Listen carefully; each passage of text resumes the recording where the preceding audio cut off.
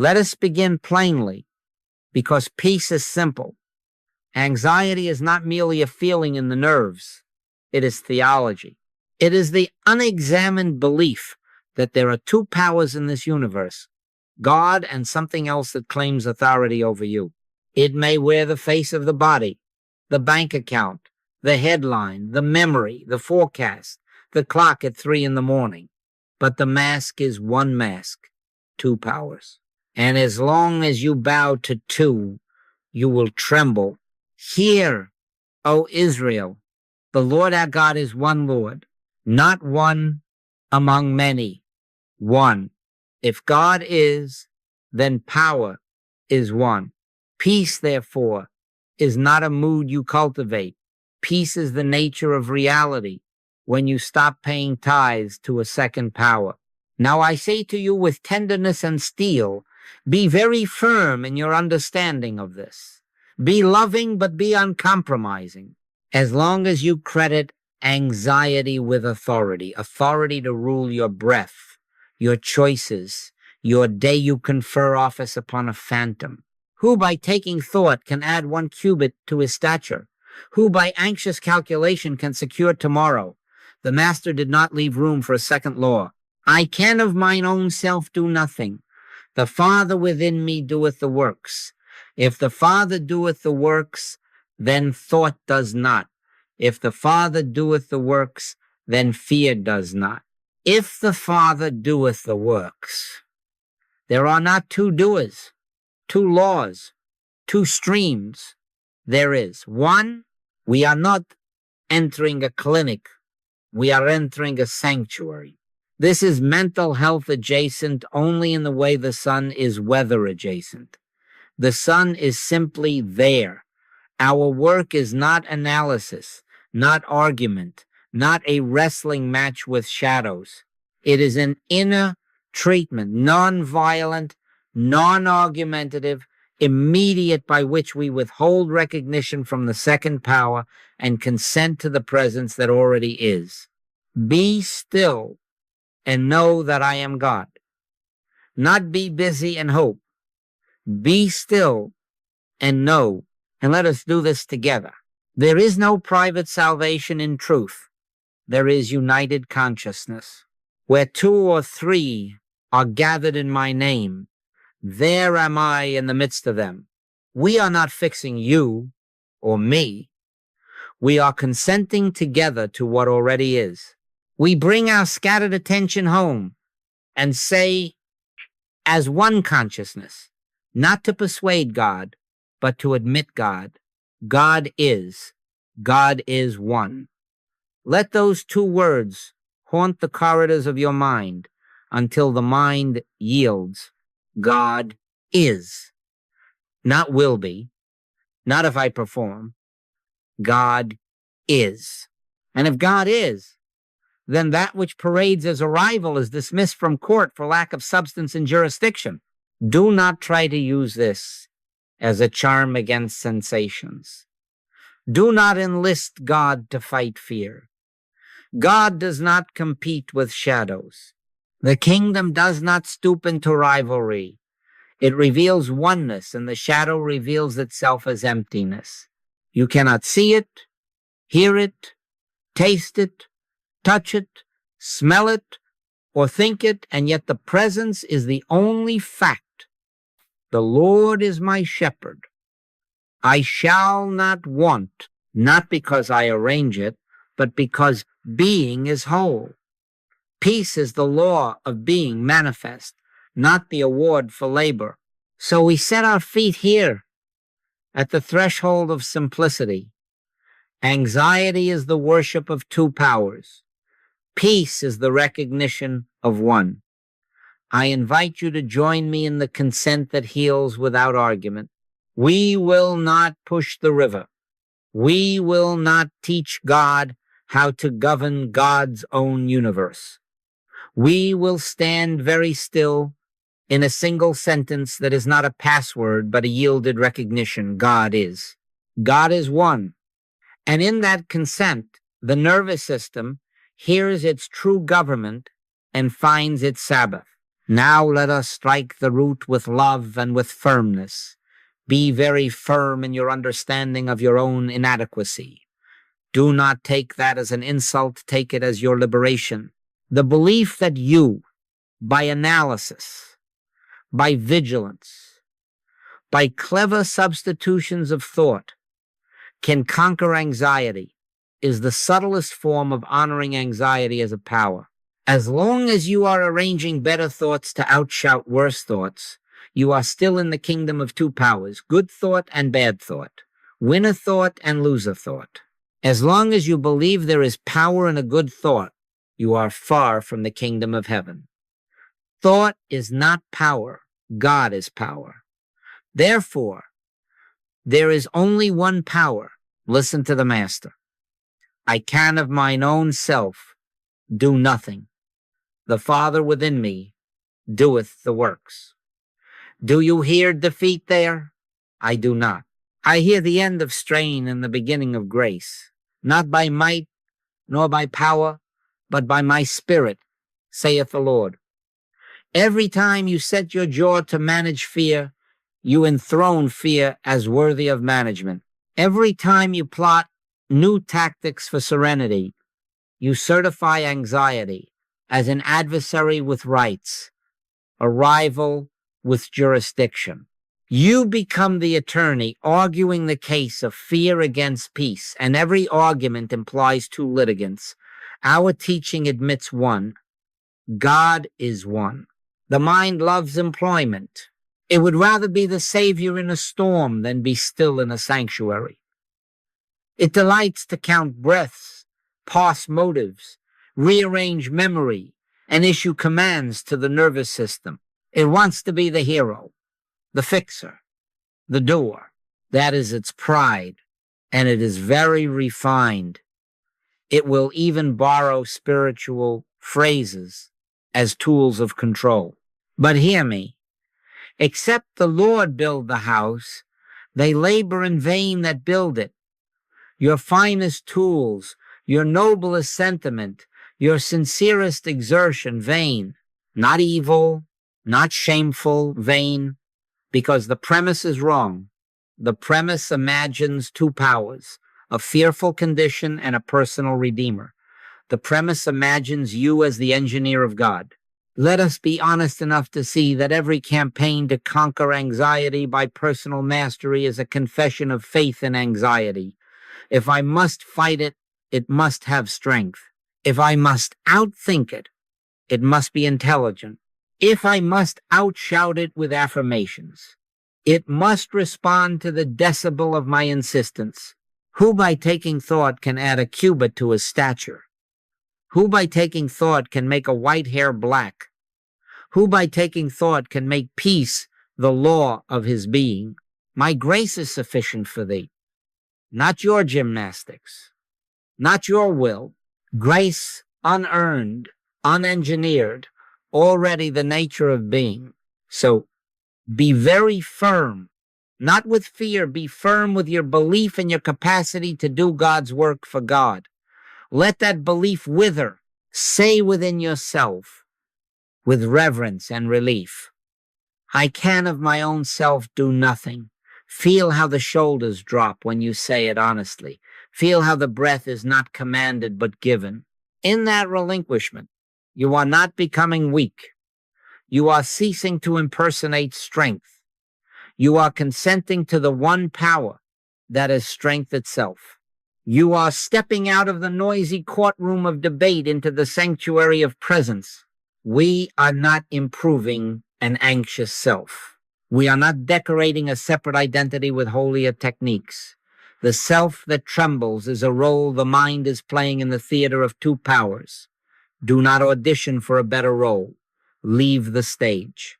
Enter the real, the presence that requires no performance.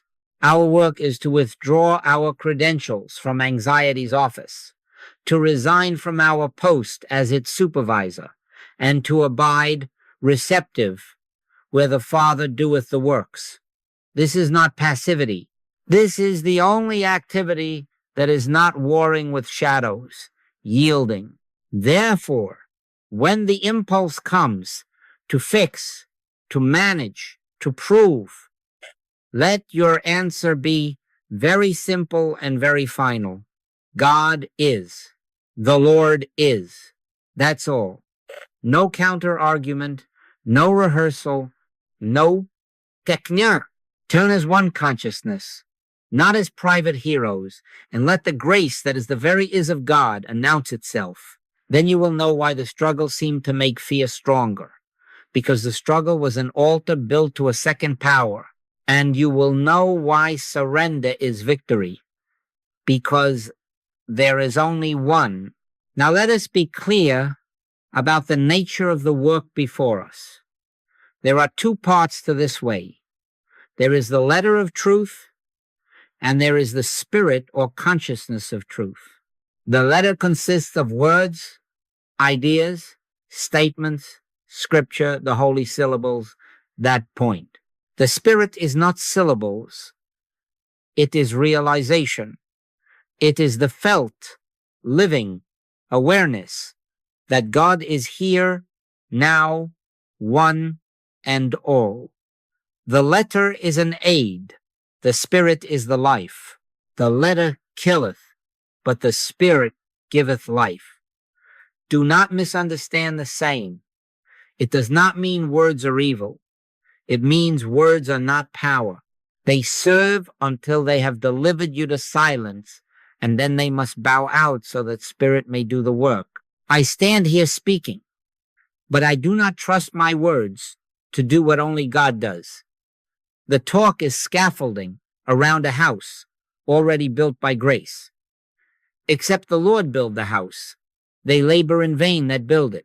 So we use the letter God is. God is one. Be still and know. But we use it for a single purpose, to lift us above argument, above the courtroom of better and worse thoughts, into a posture of pure receptivity. When the letter has brought you to that threshold, be honest and be obedient. Stop, hold your peace, and let the Lord fight that which never had power. Be still and know that I am God. Be still, not persuasive, not busy, still. Here is the trap, and it is delicate. The mind, proud of its spiritual closet full of robes, will collect phrases as tools for control. It will turn "the Lord is my shepherd" into a lever to nudge the nervous system. It will stock the cupboard with texts and reach for them like potions whenever sensation rises. It will say, I know the words, and it will try to manage life with them. That is not prayer. That is the old self with a new vocabulary. As long as you believe there is power in a good thought, you are far from the kingdom. Thought is not power. God is power. Therefore, there is only one power. A young woman came to me, let us call her Miriam, who had papered her kitchen with verses. Every cupboard door a promise. Every handle wrapped with a line from the Psalms. She thought, if I can keep these in sight, I will be safe. But fear visited her there as easily as in the empty hallway. Why? Because she was using the letter to bargain with shadows. She was talking about light in a dark room rather than opening the window. And one day, in a brief mercy, she set down the pen, closed the cupboard, and sat without a single phrase. In that unadorned consent, she discovered what no sentence could produce: presence. Not emotion, not suggestion, presence. Use not vain repetitions, the Master said. Do not pile words upon words as if God were moved by your volume. Let your tongue fall out before you talk to God. Hold those teeth together until the inner clamor subsides. Then, if a word rises, let it be a door, not a speech.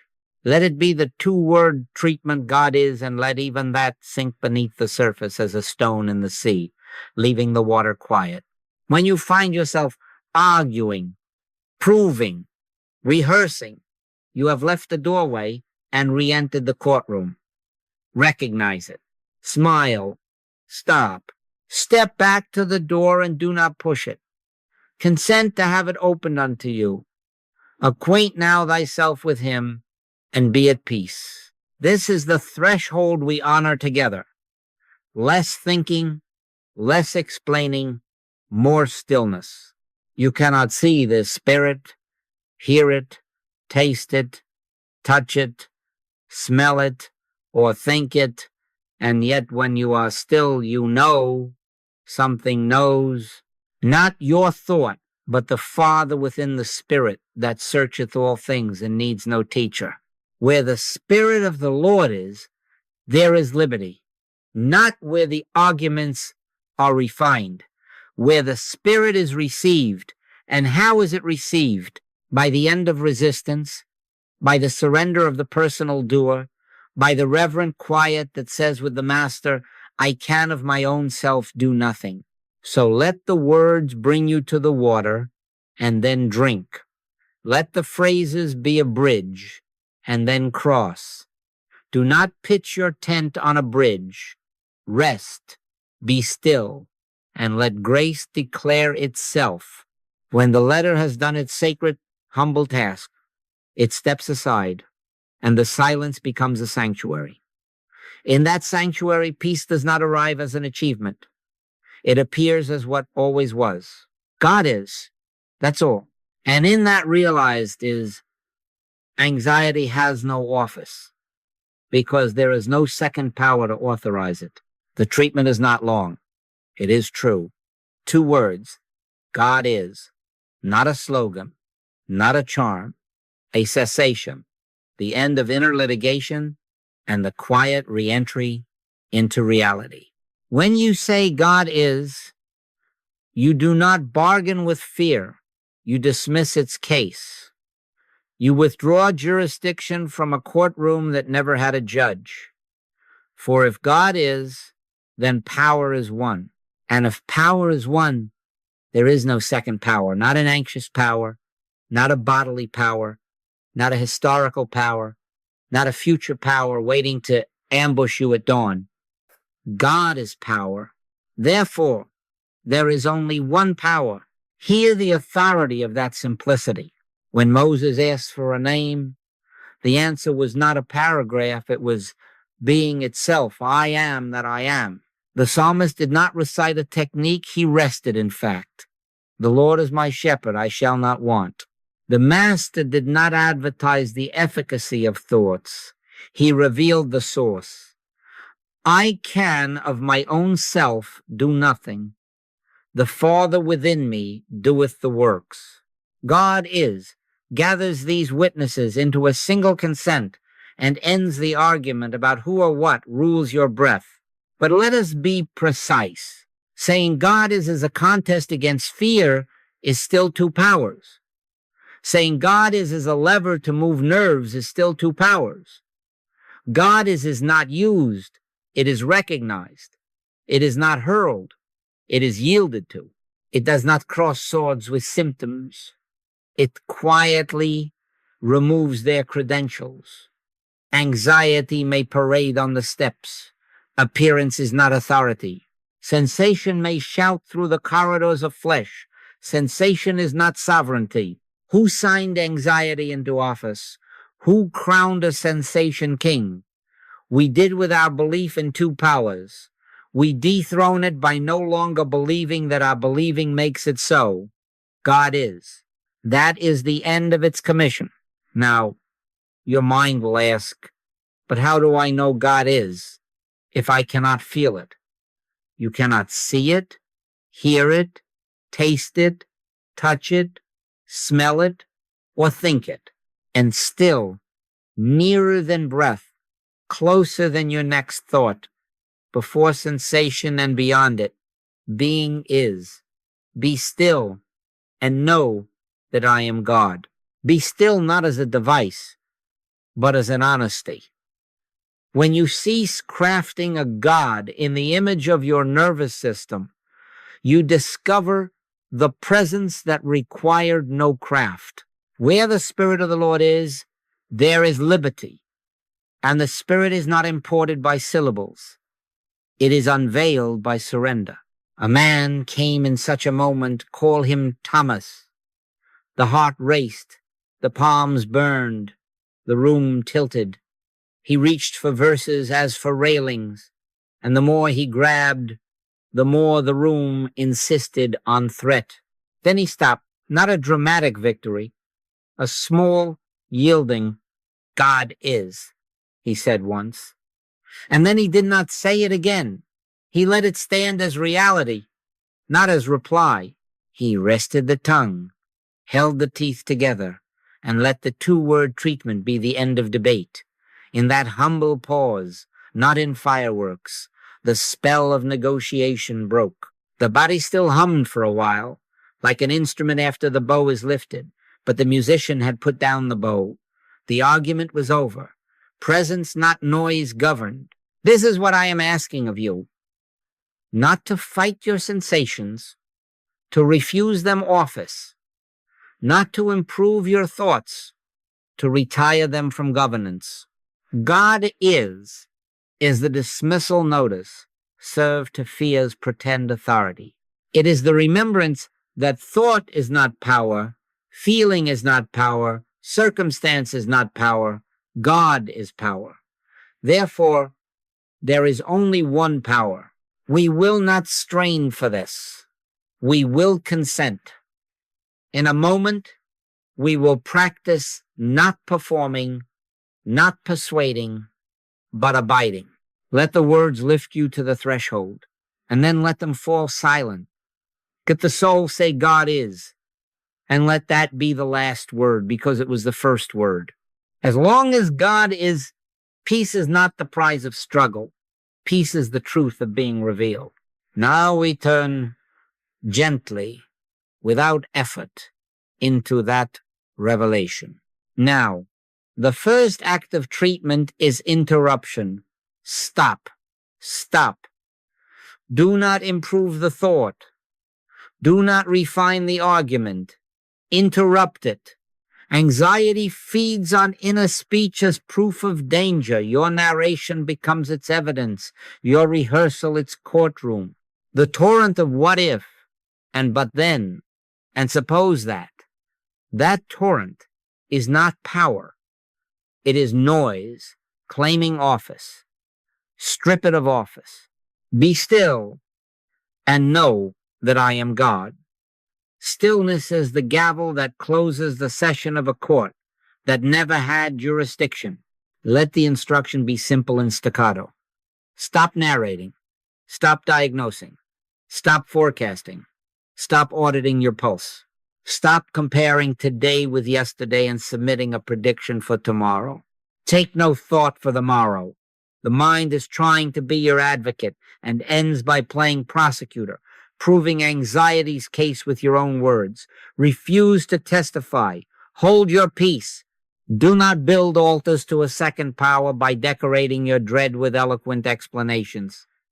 Cease. Be very firm in your inadequacy to manage the universe and in God's sufficiency to be what God is, one power. Now, the body obeys a quiet authority when the spirit is receptive. Place your feet on the floor. Uncross. Let the hands rest open. Relax the jaw. Let the tongue sink to the floor of the mouth. Hold the teeth together gently, not grinding closed to end performance prayer. Let your tongue fall out before you talk to God. Soften the eyes. Let the brow unknit. Let the breath be given rather than taken. We are not manipulating breath. We are ceasing to manage. We are refusing to knit a God out of sensation. Sit as one who has arrived, not as one trying to arrive.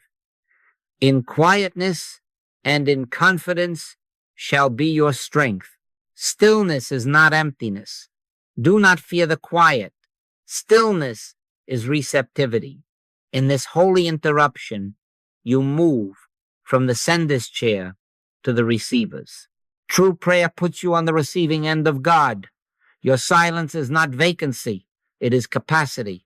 It is the surrendered ear that hears what the Spirit saith. The letter killeth, but the Spirit giveth life. So the letter now has brought us to this doorway. We do not chatter at it. We stand simple, open, honest, and consent. God is. The Lord is. That's all. For the newcomer, the mind will protest. It will rise like a tide and insist. You cannot stop. You must plan. You must brace. You must check again. Let it protest. Do not obey it.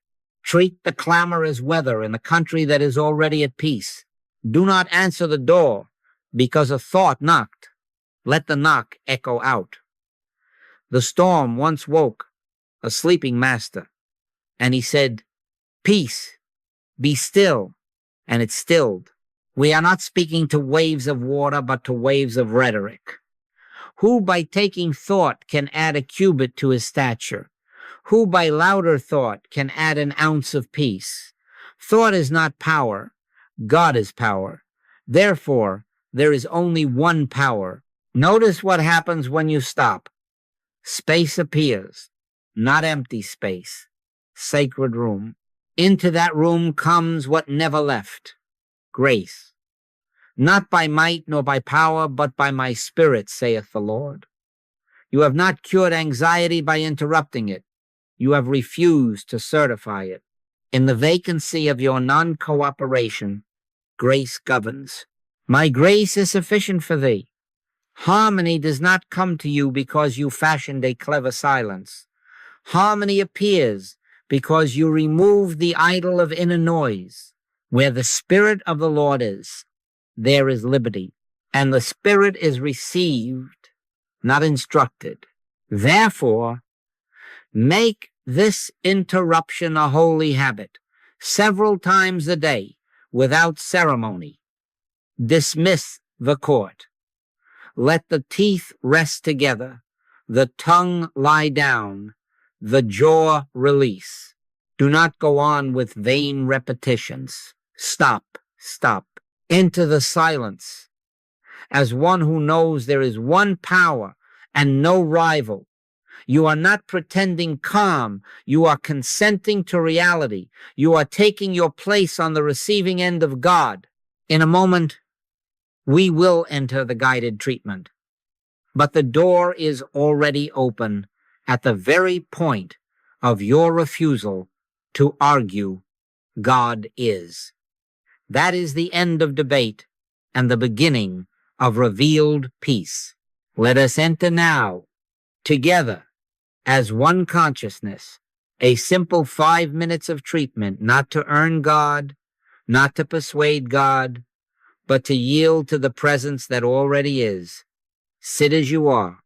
Let the feet find the floor. Allow the hands to rest, open.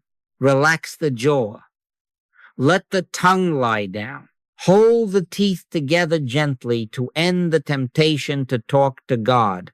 Soften the eyes. We are not improving the breath. We are receiving it. Minute 1 is consent. We feel the body without interpretation, as fields feel wind. Sensation is not a verdict. It is weather passing over a land that is already at peace. Be honest now and gentle. I can of mine own self do nothing. The Father within me doeth the works. Do not prove it, admit it. Feel what is here, pulse, hum, warmth, cool, without naming it friend or enemy. Be still and know. The knowing is not a thought. It is awareness itself consenting. In quietness and in confidence shall be your strength. Now, softly, minute 2. Let the mantra appear like a feather in a quiet room. Do not clutch it. Let it float. God is. Let it settle. God is one. We are not using these words to change a feeling. We are not negotiating with the body. We are establishing in consciousness, the only power. God is power. Therefore, there is only one power. If a second phrase arises to compete with it, stop. Stop. Return to the two-word treatment and its simple corollary, and let them descend like a stone into a deep well, leaving the surface still. God is one. The Lord is my shepherd. I shall not want. Not because feeling reported it, but because being is itself wholeness. We are not heaping repetitions. We are consenting to fact. Take no thought for the morrow, not because we disdain tomorrow, but because we refuse to enthrone a second cause. Minute 3. Allow silence. No hunting for outcomes. No listening for a sign as if the presence were late.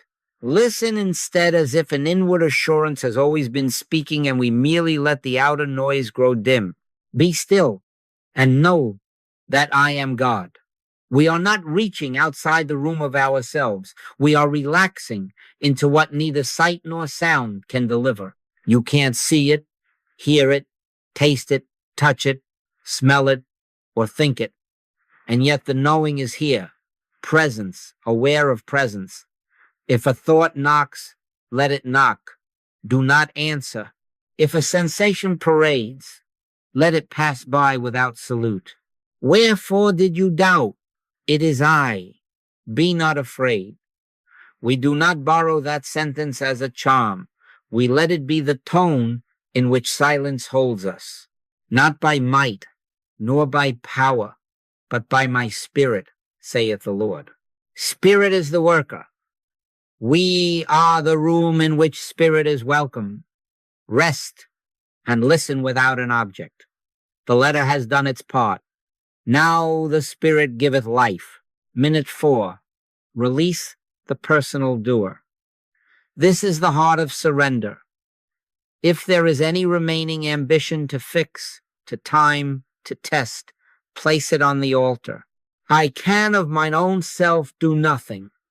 Say it again, not as resignation, but as relief. The Father within me doeth the works. Turn over the clock. Turn over the body's schedule.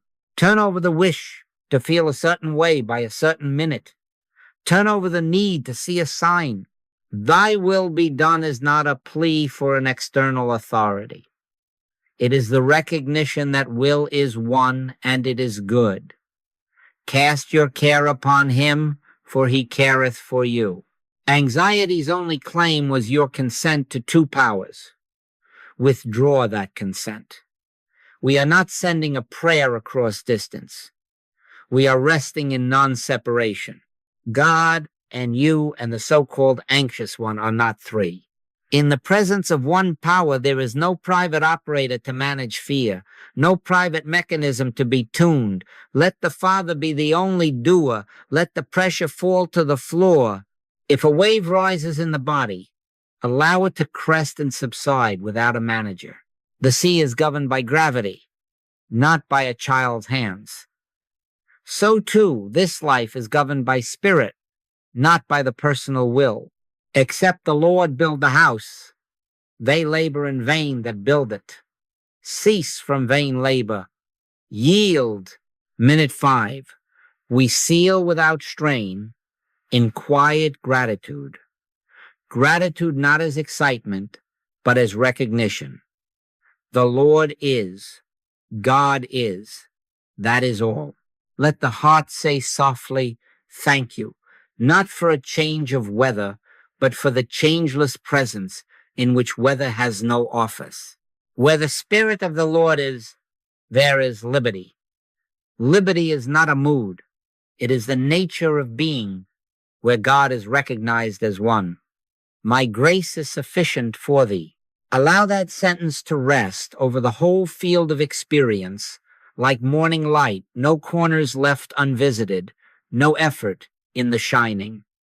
If a word arises now, let it be simple, peace.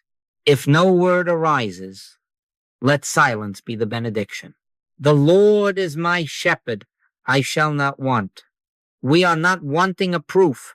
We are abiding in the shepherd who is the proof. Let the breath come and go ungoverned. Let the shoulders lower themselves. Let the countenance be unforced. Where the spirit is, there is liberty. And where liberty is, there is no second law.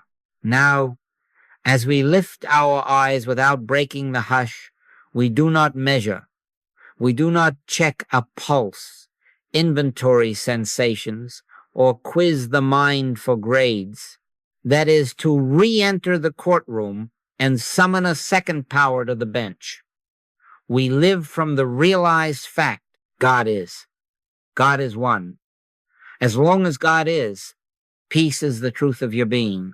Go on with your day in that consent, no banners, no boasting, just the quiet authority of non-argument. If a wave returns, we will meet it later in its place, but we will not enthrone it as power or proof. The treatment is not mental effort. It is surrender into the already present oneness of God. Carry the silence in the pocket of your heart. Return to it often, and let grace continue to do what grace is. The various of God appearing as harmony. Now, as you move from this hush into the street, into the kitchen, into the email and the doorbell, do not be surprised if a wave returns. Do not call it failure. Call it weather.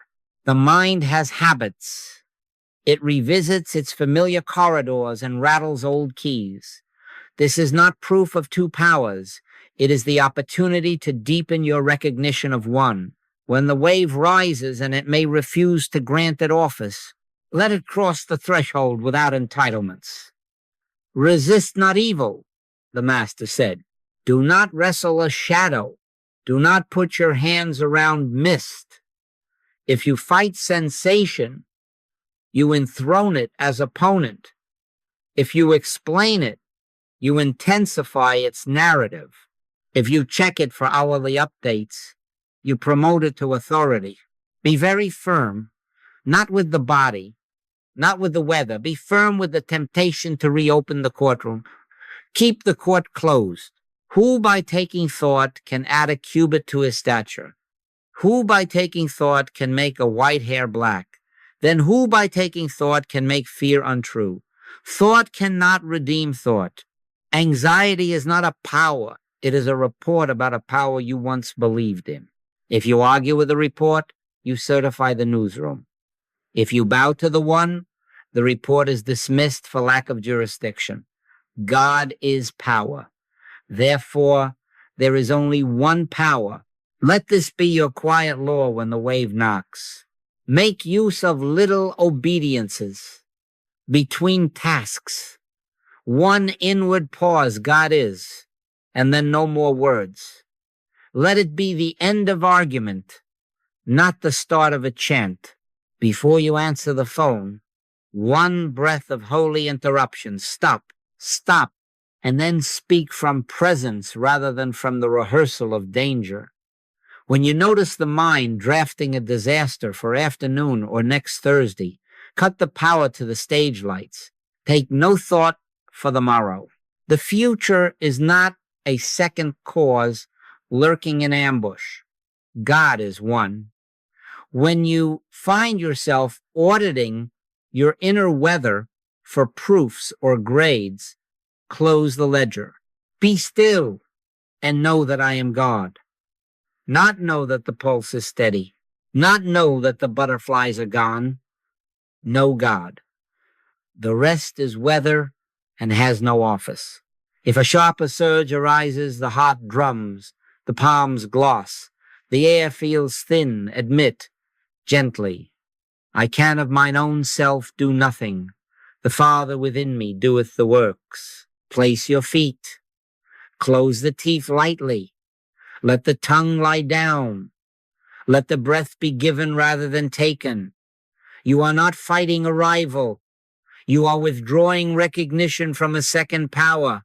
Say once, with reverence, God is. Then leave it. Do not pace the hallway of your thought to check if it worked. That is to enthrone a thermometer as God. We are not consulting instruments for divinity. We are resting in divinity as the only instrument, not by might nor by power, but by my spirit, saith the Lord. Remember, recurrence is a teacher only because it exposes the last refuges of the personal doer. Each time the wave rises and you refuse to do battle, you are not avoiding courage. You are embodying the only courage that matters, the courage to live from oneness. Where the Spirit of the Lord is, there is liberty. Liberty is not the absence of sensation. It is the presence in which sensation never had authority. Do not decorate the wave with adjectives. Do not run back to your shelves for longer speeches. The letter brought you to the door. The Spirit keeps you in the room. Stand, simple and honest. Yield. You will notice something beautiful when you refuse to grant fear office. Even if the body hums for a while, the jurisdiction has shifted. The throne is occupied by the One. In that kingdom, peace is not achieved. It is uncovered. The veil thins, not because you pushed, but because you ceased to weave it. The shepherd has never left the field. The Lord is my shepherd. I shall not want. You are not wanting a sign. You are abiding in the shepherd who is the sign. As long as you treat recurrence as weather and oneness as climate, you will find yourself less and less interested in forecasts. The practice becomes very light, very near, very immediate. A breath, a stop, a two-word consent. God is, and the refusal to enthrone a second power.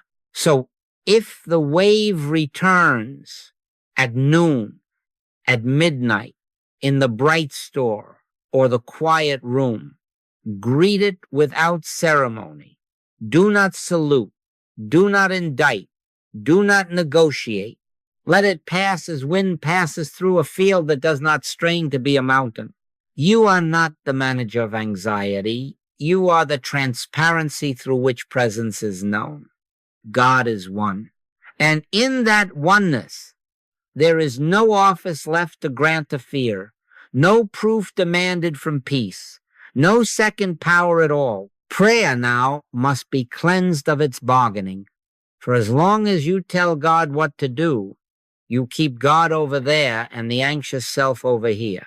You divide what cannot be divided and then plead across a distance that does not exist.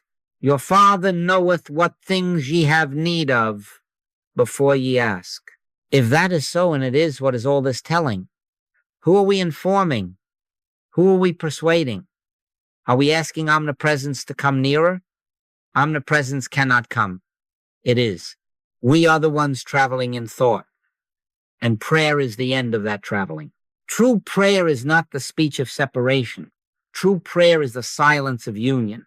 Therefore, let your tongue fall out before you talk to God. Hold those teeth together gently until the old habit of instructing the infinite grows quiet. The Master was not poetic when he said, "Be still and know that I am God." He was procedural. That is the door. Be still. Not eloquent, not urgent, not inventive. Still, and then know. Know not with the head that collects verses, but with the heart that consents to what is. Before they call, I will answer, says the Holy One. The answer is not a change of weather. The answer is presence. Prayer puts you on the receiving end of God. Understand, then, why peace appears. Not because you finally found the right request, the correct phrasing, the clever syllables to unlock a reluctant heaven. Peace appears because you ceased resisting omnipresence. You stopped rehearsing the brief for a second power. You unseated the personal doer. and let grace be grace. Not by might, nor by power, but by my spirit, saith the Lord. Not by mental effort, not by improved affirmations, by spirit. The letter brings you to the threshold. Receptivity carries you in.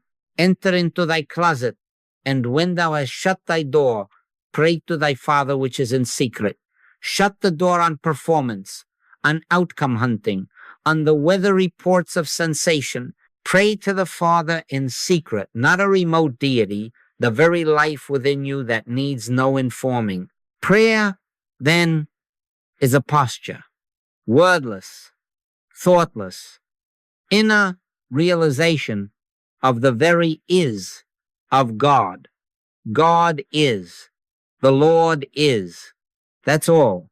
Do not use those words as tools upon nerves. Let them be the recognition that ends debate. If a sentence must rise, let it be functional, Scripture. Be still and know that I am God, and let it do its work by bringing speech to an end. Use not vain repetitions. We are not chanting ourselves into a trance. We are surrendering the belief that noise can hasten the sun. The sun is already shining. Our part is to open the shutters. Acquaint now thyself with him, and be at peace. Not acquaint thyself with better thoughts. Acquaint thyself with him. Presence and peace is what acquaintance feels like. As you receive, you will notice something gentle and steady. The body begins to follow the fact. The branch lives because of the vine, not because it strains to be a tree. Abide in me, and I in you. Abide, not strive. In realized oneness, the nervous system is not pressed into calm. It is relieved of command. He maketh me to lie down in green pastures. He leadeth me beside the still waters. He restoreth my soul. Notice the verbs. He maketh, he leadeth, he restoreth. The Father within doeth the works. Your part, yield, be still, consent. Stop.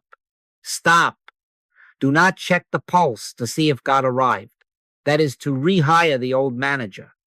Remain in the hush and let the deeper governance be evident without your supervision. Peace I leave with you. My peace I give unto you, not as the world giveth. The world gives by transaction and takes by transaction. Grace gives by being and withholds nothing. So we pray by receiving being, not by negotiating for outcomes. If, in the middle of your day, the old petition rises, Lord, please take this away, translate it at once into truth. Father, thy presence is my sufficiency. God is. Then close the lips and let the truth be true. In that holy receptivity, the argument ends. The second power fades like mist, and what remains is simple and changeless. God is one. In that oneness, prayer is not a bridge to a distant help. Prayer is the presence recognizing itself as your very life. Let us now face the last disguise of fear, separation dressed as spirituality. The mind invents a triangle, God over here, the healer self in the middle, and the anxious self over there. And then it sets the healer self to work, running errands between the two, sending up prayers as if dispatches, and judging progress as if it kept a ledger of heaven. That is the ego investments. Be very firm. There are not three, there are not even two. Hear, O Israel, the Lord our God is one Lord. When you admit two God and fear, you have already left the kingdom. When you admit three God, you and the anxious one, you are in the outer court polishing brass, while the Shekinah shines within.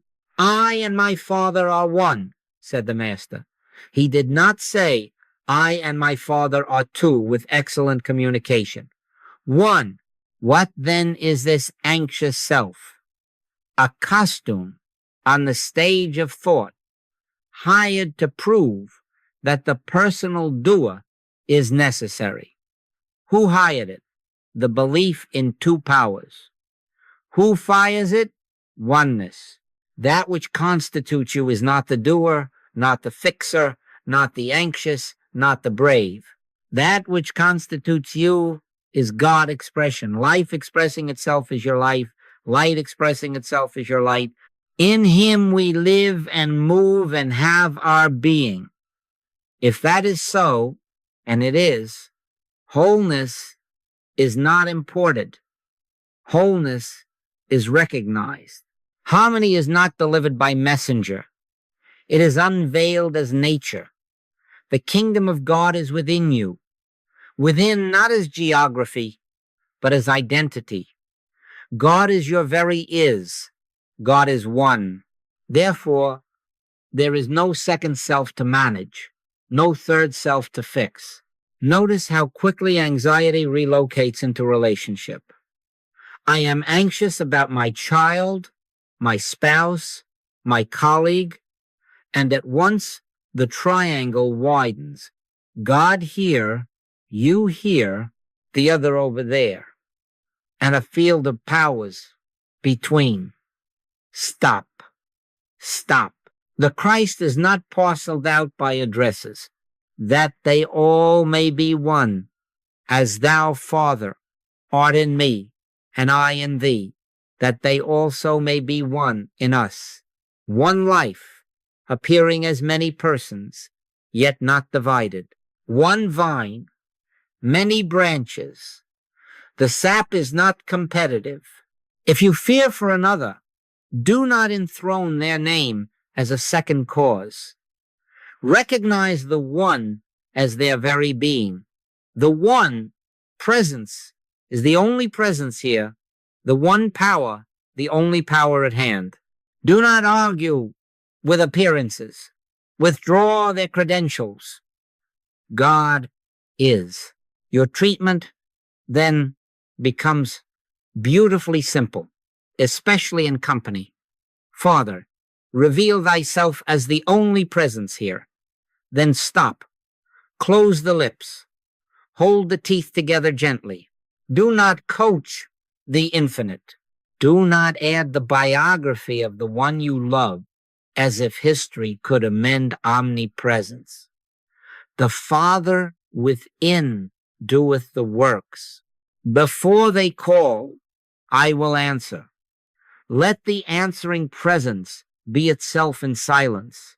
In that consent, the imaginary space between you and the other falls away, and what remains is Christ, recognizing Christ's spirit, bearing witness to spirit.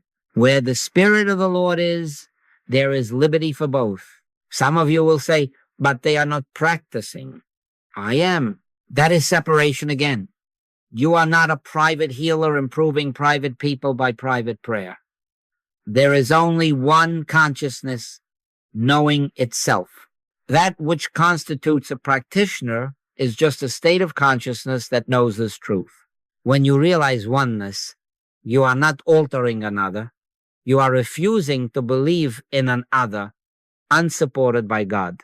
And here is the holy advantage of our life together.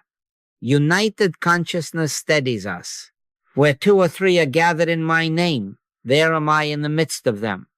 Not because numbers conjure presence, but because agreement dissolves the last hiding place of division.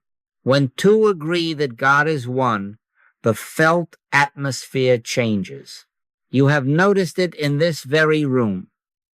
The argument grows thin, the air grows mild, and without anyone pushing, peace appears by grace. If there were 10 righteous in a city, the whole city, said the ancient word, could be spared. Righteousness is not moral glitter. Righteousness is alignment with the fact God is one. Carry this now into the next meeting, the next table, the next threshold. Refuse the inner triangle. When the anxious role presents its lines, do not audition. When the healer role tightens its jaw to perform, retire it. When the thought of God as a distant evaluator enters, bow once and let it leave. That is not God, that is habit. Rest in this. I and my Father are one, and in that oneness Christ in you, the hope of glory. God and you and the so-called anxious one are not three. There is one life here, one presence here, one power here. God is, and in that recognition, there is no separate anxious self to manage, no distant loved one to save, no outside power to fear, only the one appearing as harmony where unity is realized. Discipline now must be purified of ambition. Some of you, warmed by this light, will be tempted to collect treatments like charms, to repeat the holy words until a feeling arrives, and then to repeat them once more to keep the feeling from leaving. That is still two powers. That is still outcome seeking, dressed as devotion. As long as you believe there is power in a good thought, you are far from the kingdom of heaven. Thought is not power. God is power. Therefore, there is only one power. Use not vain repetitions. Stop. Stop. Say once, with reverence, God is, and then fall quiet. Do not recruit more syllables to muzzle fear. In doing so, you certify fear as a rival. The two-word treatment ends the debate. It does not prolong the argument. What, then, is daily discipline? It is not a campaign to secure moods. It is an acquaintance with the one. Acquaint now thyself with him, and be at peace. Let that be the charter of your mornings and evenings. Sit 5 or 10 minutes without project, feet on the floor, hands open, teeth gently together, the tongue at rest. Shut the door as the master instructed, and do not instruct God behind it. Abide, consent.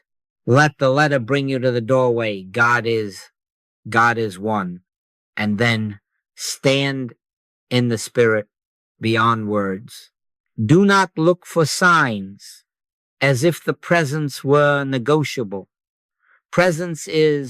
Peace is not a target. Peace is a byproduct of realized oneness. Make this a gentle rhythm, not a whip. Morning. One period of stillness before the day begins to ask you questions. Evening. One period of stillness after the day has laid down its clipboard. Between tasks, a breath of holy interruption. If the mind begins a trial, what if, and suppose, and next week apply the rule, return once to God is, then stop. Refuse to turn the treatment into a duel of wits.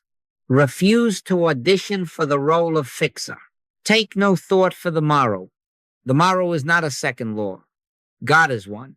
Each pause is not maintenance of a mood. It is fidelity to a fact.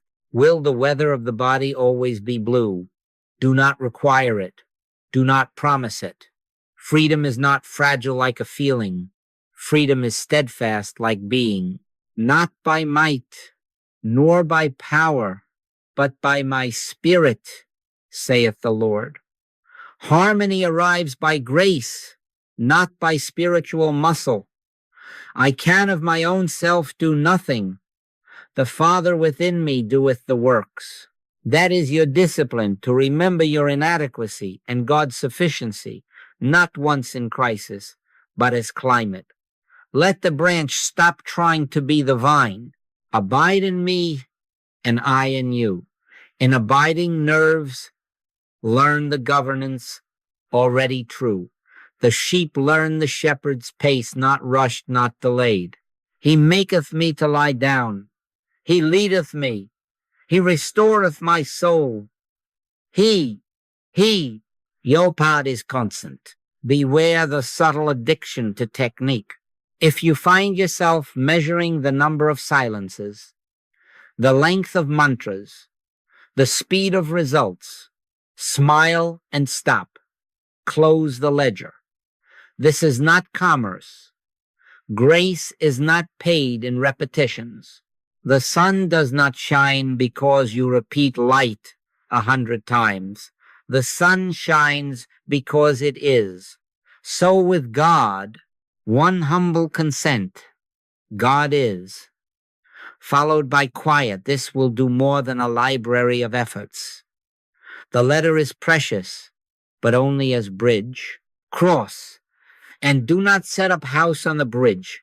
And now let the practice become light as breath, a morning and evening of stillness, a single holy interruption when argument rises, the firm refusal to negotiate with fear, the steady remembrance God is one.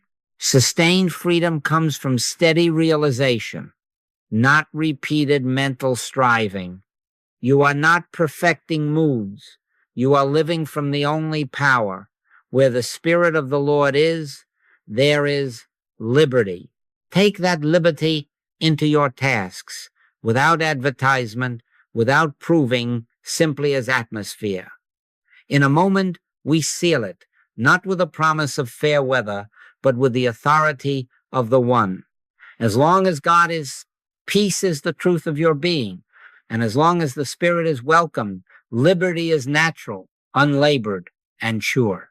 We close now, not by adding another thought, but by gathering the light we already share. We have walked from the concealed theology of fear, the belief in two powers, into the unveiled simplicity of one power. We have seen how the personal doer, with its frenzied efforts and rehearsals, is the stagehand of anxiety, and how peace appears when the stage is cleared, and the presence that was never absent is recognized. The letter has carried us to the door, and the Spirit has been the door itself. So hear it again, and let it be final. God is one. Therefore, anxiety is not a power. It is a rumor of two. Therefore, peace is not fragile. It is the nature of being, wherever God is acknowledged as all. For a breath, let words fall away. Hold the teeth together gently. Let the tongue lie down. Do not talk to God. Be still and know that I am God. Let the two-word treatment rise once God is, and let it end debate. You can't see it, hear it, taste it, touch it, smell it, or think it, and yet it is here as assurance without argument, presence without opposite. Before they call, I will answer. The answer is not an event, the answer is God. Now, when the next moment comes, and it will, as surely as the clock moves and the street hums, do not go back to two powers. If the mind tightens its jaw, if the heart drums, if the story begins its closing arguments, do not reopen the court. Stop, stop. Say once, with reverence, God is, and rest there. Do not check to see if it worked. That is to enthrone a second authority. Do not negotiate with sensation. That is to grant it office. Take no thought for the morrow. The morrow is not a second law waiting behind the door. God is one. I can of mine own self do nothing. The Father within me doeth the works. Let that be relief, not resignation. Yield the role of manager. Accept the truth of instrument. Where the Spirit of the Lord is, there is liberty. I send you now, not with a sack of methods, but with recognition. Begin tonight, at the bedside, before the last lamp dims. Consent once. God is. In the morning, before the news arrives, consent again. God is one. Through the day, carry a single holy interruption when the argument rises. Stop, stop, and return to the fact. Use not vain repetitions. This is not a charm to bend circumstance. This is the end of charm and the revelation of presence. Offer this recognition in your meetings, at the table, in the hidden corners of your city, where two agree in this. Name God as the atmosphere shifts by grace, not by might, and the one bears witness to itself as quiet order. If there were 10 righteous, 10 who refused 2 powers, how wide a peace might appear. Let there be one now, where you stand. Seal it in your heart with the Master's cadence. I and my Father are one. Not 2 in better relation, one. The kingdom of God is within you, not beyond the ridge of tomorrow within, as the very is of your life. My grace is sufficient for thee. Sufficient means enough for this breath, for this hour, for this threshold, without your assistance. Where the Spirit of the Lord is, there is liberty, and the Spirit is not coming to you. The Spirit is your very life recognized. Liberty, then, is not escape from weather. It is the climate of oneness in which weather has no jurisdiction. So we finish as we begin, go deeper. God is. God is one. As long as God is, I am. As long as God is, peace is the truth of your being. Carry this not as a banner, but as breath. Not as a boast, but as atmosphere. Do not argue. Do not audition. Abide. The Lord is my shepherd. I shall not want. That is not a sentence to prove. It is the presence to live. And as you live it quietly, continuously, without interruption, you will find freedom to be what it always was. Natural, unlabored, and sure, because it rests not on thought, not on will, but on the one who is. Peace be unto you.